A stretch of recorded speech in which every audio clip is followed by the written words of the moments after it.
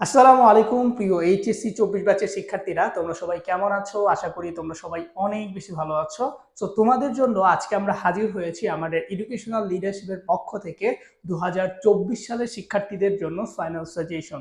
So তোমরা যারা 24 সালে পরীক্ষা দিবে, তোমাদের জন্য এই সাজেশন শিটটি হতে যাচ্ছে একটি ট্রাম্প কার্ড। অর্থাৎ তুমি যদি চাও যে বাংলা আমি কি পড়বো, কোথা থেকে পড়বো, কোন অংশগুলো পড়বো, সো এরকম অনেক চিন্তা তোমার মাথায় ঘুরপাক খাচ্ছে। সো আজকে আমরা বাংলা প্রথম পত্রের সাজেশন নিয়ে হাজির হয়েছি, যেখানে আমরা A to Z নিয়ে আলোচনা করব। সো প্রথমে আমরা দেখে নিচ্ছি তোমাদের বাংলা পরীক্ষা পদ্ধতি, যেখানে আমরা দেখতে পাচ্ছি যে তোমাদের সৃজনশীলের জন্য 70 নম্বর আসে এবং তোমাদের কি আসে, তোমাদের হচ্ছে এমসিকিউতে 30 নম্বর, টোটাল 100 নম্বরের উপর পরীক্ষা দেওয়া হয়, যেখান থেকে তোমাদের 60টা সৃজনশীলের উত্তর দিতে হবে এবং তোমাদেরকে 30টা এমসিকিউর উত্তর দিতে হবে। সো এই টোটাল হচ্ছে তোমাদের জন্য 100 নম্বর। এরপর আমরা দেখতে পাচ্ছি যে বাধ্যতামূলক অংশ। তুমি যদি বাংলাতে পরীক্ষা দিতে চাও, তাহলে তোমাকে অবশ্যই এই যে বাধ্যতামূলক অংশটা রয়েছে সেটা সম্পর্কে তোমাকে প্রথমে ধারণা নিতে হবে। কারণ তুমি যদি ধারণা না নিতে পারো, সেক্ষেত্রে তুমি ভালো পরীক্ষা দিতে পারবা না। সো ফার্স্টেই তুমি একটু দেখে নাও যে তোমাদের গদ্য থেকে 4টা সৃজনশীল দেওয়া থাকবে, যেখান থেকে তোমাকে কমপক্ষে 2টার উত্তর 100% দিতে হবে। এরপর তোমাকে পদ্য থেকে কয়টা দেওয়া থাকবে? 3টা দেওয়া থাকবে, যেখান থেকে তোমাকে 2টা 100% উত্তর দিতেই হবে। তারপর তোমাকে উপন্যাস থেকে 2টা থাকবে, একটা দিতে হবে। তারপর নাটক থেকে 2টা থাকবে, তোমাকে একটা উত্তর দিতেই হবে। এখন আমরা দেখব যে আসলে গদ্য থেকে তোমাদের কি কি পড়তে হবে এবং তোমাদের হচ্ছে পদ্য থেকে কি কি পড়তে হবে। সো আমরা যদি গদ্যর ব্যাপারটা একটু খেয়াল করি, দেখো তোমাদের এবার যারা 24 ব্যাচের শিক্ষার্থী আছো, তোমরা পরীক্ষা দিবা, তোমাদের জন্য এই কয়টা গদ্য রয়েছে। প্রথমে অপরিচিতা, তারপর হচ্ছে তোমাদের জন্য বিলাসী আছে, তারপরে আমার পথ, তারপরে মানব কল্যাণ, মাসি পিসি, 52 দিনগুলির রেইনকোট। টোটাল তোমাদের জন্য এই 7টা রয়েছে। এখন প্রশ্ন হচ্ছে যে ভাই, আমি যে এই 7টা আছে, এই 7টা আমি কিভাবে পড়বো বা এই 7টা আমি কিভাবে শেষ করব? সো এই রকম প্রশ্ন নিয়ে তোমরা হচ্ছে মাথায় ঘুরপাক খাচ্ছে, তাই না? সো এই 7টার উত্তরটা তুমি কিভাবে দিবা? সো এটা নিয়ে আমরা এখন দেখবো যে আসলে দেখো, এই যে তোমার যে কয়টা আছে 7টা, তুমি কি 7টাই গুরুত্বপূর্ণ? 7টা কিন্তু গুরুত্বপূর্ণ না, বাট এখান থেকে কিছু প্রশ্ন আছে যেগুলো বেশি গুরুত্বপূর্ণ, তাই না? সো আমরা এখন আলোচনা করব যেগুলো বেশি গুরুত্বপূর্ণ সেগুলো নিয়ে। তাহলে আমরা একটু দেখে নেই যেখান থেকে বেশি গুরুত্বপূর্ণ আসলে কোনগুলা।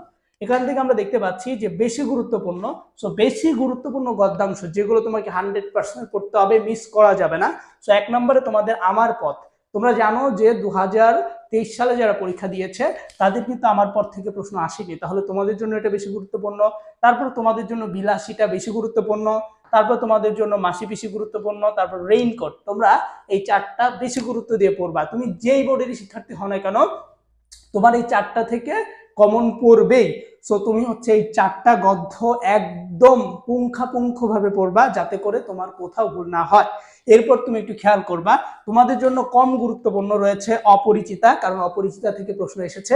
তারপর তোমাদের জন্য মানব কল্যাণ এবং 52 দিনগুলি। সো এগুলো একটু গুরুত্বপূর্ণ, অর্থাৎ কম গুরুত্বপূর্ণ, বাট গুরুত্বপূর্ণ রয়েছে, এগুলো থেকেও কোশ্চেন আসতে পারে। বাট তুমি এই 4টা বেশি গুরুত্ব দিয়ে পড়বা, কারণ তুমি যদি বাংলাতে ভালো করতে চাও, তাহলে ফার্স্টে তোমাকে জানতে হবে যে আমি গদ্যের কোন অংশ থেকে উত্তর দিব, কোন গদ্যটা লিখবো, কোনটা লিখলে আমি বেশি নাম্বার পাবো।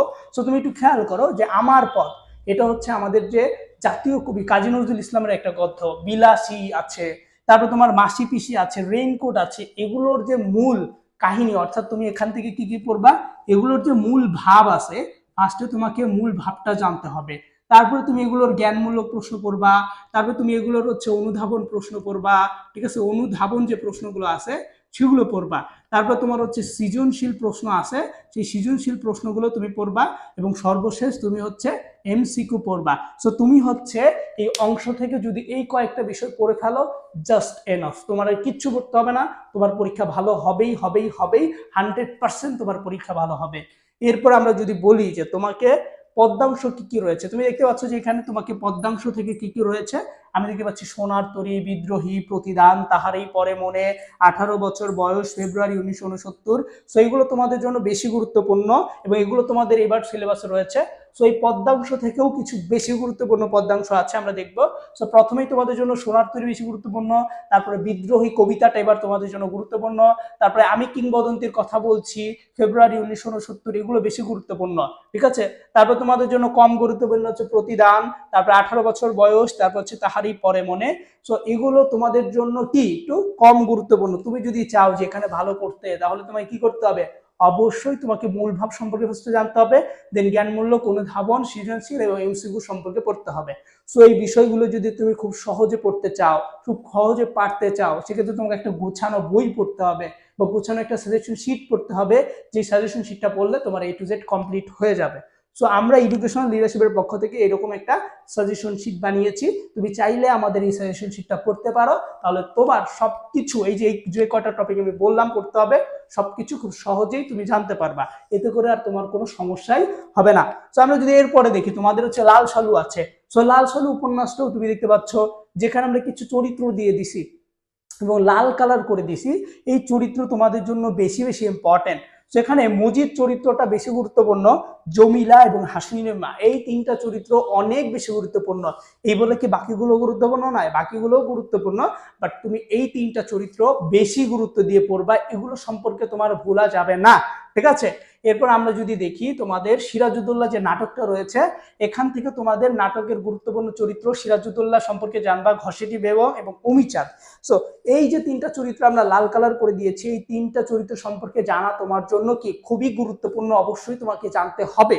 সো তুমি যদি এই কয়েকটা চরিত্র সম্পর্কে ভালো করে জ্ঞান ধারণ নিতে পারো, তাহলে ভাই তুমি ভালো রেজাল্ট করবে না, কে ভালো রেজাল্ট করবে, তাই না? সো তুমি যদি ভালো রেজাল্ট করতে চাও, সেই ক্ষেত্রে আমাদের কি করতে হবে, অবশ্যই অবশ্যই আমাদের হচ্ছে এই ব্যাপারটা মাথায় রাখতে হবে, যাতে করে তুমি আমি সবাই খুব ভালো করে লিখতে পারি, ঠিক আছে। সো আমাদের এই কয়েকটা বিষয় খুবই মনোযোগ সহকারে লিখতে হবে, যাতে করে আমরা হচ্ছে খুব সহজেই সবকিছু লিখতে পারি, ঠিক আছে। সো আমরা যদি এবার বলি যে এই যে আমরা সবকিছু দিয়েছি, এই সবকিছু আমরা কিভাবে পড়বো, খুব সহজে আমরা কিভাবে পড়তে পারি। সো তুমি যদি চাও যে একটা গোছানো প্রস্তুতি নিতে, জাস্ট তোমার কিছু দিন সময় রয়েছে, তুমি হচ্ছে দেখা যাচ্ছে যে তোমার 2 মাস বা 1 মাস বা 3 মাসের মতো সময় রয়েছে, টেস্ট পরীক্ষা আছে, তোমার ফাইনাল পরীক্ষা আছে। সো এই সময়টা তুমি কিভাবে প্রিপারেশন নিবা, ফার্স্টে তোমার মেইন যে বিষয়টা থাকতে হবে সেটা হচ্ছে যে আমাকে কি পড়তে হবে এটা ঠিক করা, এবং এরপরে আমাকে কি করতে হবে, ওই অনুযায়ী একটা প্রিপারেশন নিতে হবে। সো আমরা আমাদের এডুকেশনাল লিডারশিপের পক্ষ থেকে তোমাদের জন্য একটা সাজেশন শিট বানিয়ে ফেলেছি বাংলার উপর।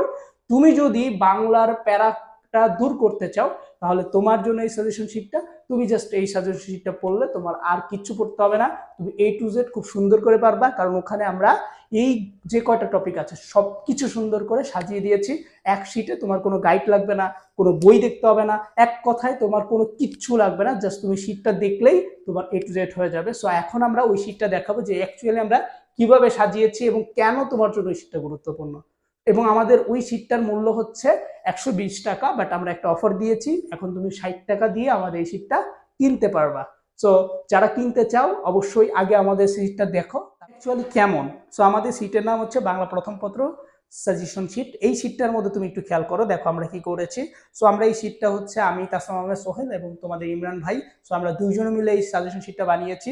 এবং এখানে আমরা কি করেছি তুমি যদি একটু খেয়াল করো, তাহলে তুমি ব্যাপারগুলো খুব ভালো করে দেখতে পারবা। সো আমরা প্রথমে আমাদের সূচিপত্রটা দেখাই। আমাদের সূচিপত্রের মধ্যে আমরা অপরিচিতা দেখো আছে, যা জানা ফরজ অংশ রয়েছে, তারপরে জ্ঞানমূলক, অনুধাবন প্রশ্ন, এমসিকিউ প্রশ্ন, অনুধাবন প্রশ্ন, মূলভাব প্রশ্ন।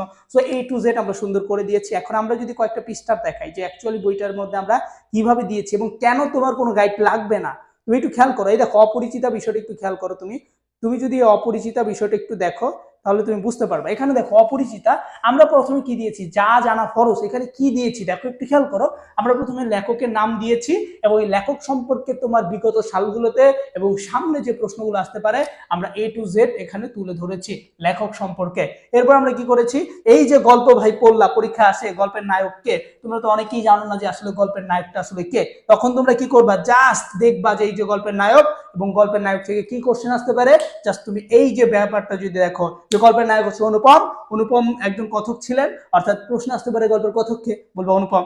বিয়ের সময় অনুপমের বয়স কত ছিল? 23 বছর। বর্তমান বয়স কত? 27 বছর। তার বাবা কি ছিল? উকিল। তার বাবা কিসের ব্যবসা করতেন? ওকালতি ব্যবসা করতেন। তার মা কি ছিল? গরিব ঘরের মেয়ে। সে ছিল অনেক মেধাবী শিক্ষার্থী। তাকে তুলনা করা হতো মাকাল ফল, শিমুল ফল, গজাগণনের ছোট ভাইয়ের সাথে।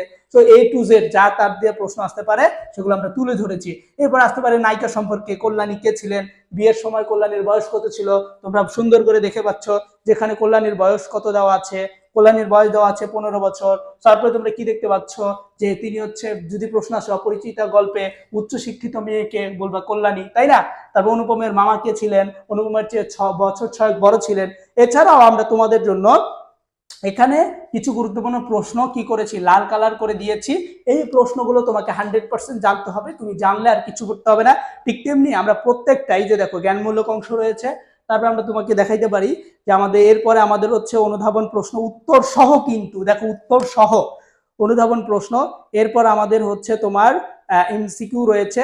তারপর আমরা তোমাদের জন্য যেগুলো সাজিয়েছি, তুমি একটু খেয়াল করো, কত অনুধাবন, কত জ্ঞানমূলক প্রশ্ন, কত এই দেখো সৃজনশীল এবং মূল ভাব দিয়েছি, এবং সৃজনশীলের বিষয়বস্তুটা আসলে কি, কিভাবে লিখবা সৃজনশীল, সবকিছু দিয়ে দিয়েছি। সৃজনশীল দিয়েছি, সৃজনশীল প্র্যাকটিস করার জন্য দিয়েছি, উত্তর সহ আমরা সৃজনশীল দিয়েছি। সো তুমি যদি চাও যে একটা বইয়ের মাধ্যমে পুরো আমার সবকিছু কমপ্লিট করতে এবং আমাদের এই সাজেশনটা কমপ্লিট করতে, তাহলে এই শীটটা তুমি নিতে পারো। মাত্র 60 টাকা দিয়ে তুমি এই শীটটা নিতে পারো পিডিএফ। আর তুমি যদি এই শীটটা নিতে চাও তাহলে আমাদের যে হোয়াটসঅ্যাপ নাম্বার আছে ডিসক্রিপশনে দেওয়া, সেখানে যোগাযোগ করতে পারো।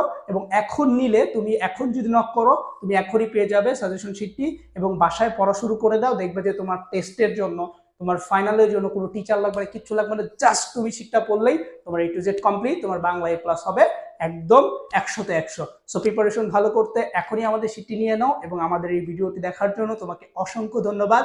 আমাদের ইউটিউব চ্যানেলের সাথেই থাকো এবং অবশ্যই সাবস্ক্রাইব করতে ভুলবে না কিন্তু। আসসালামু আলাইকুম।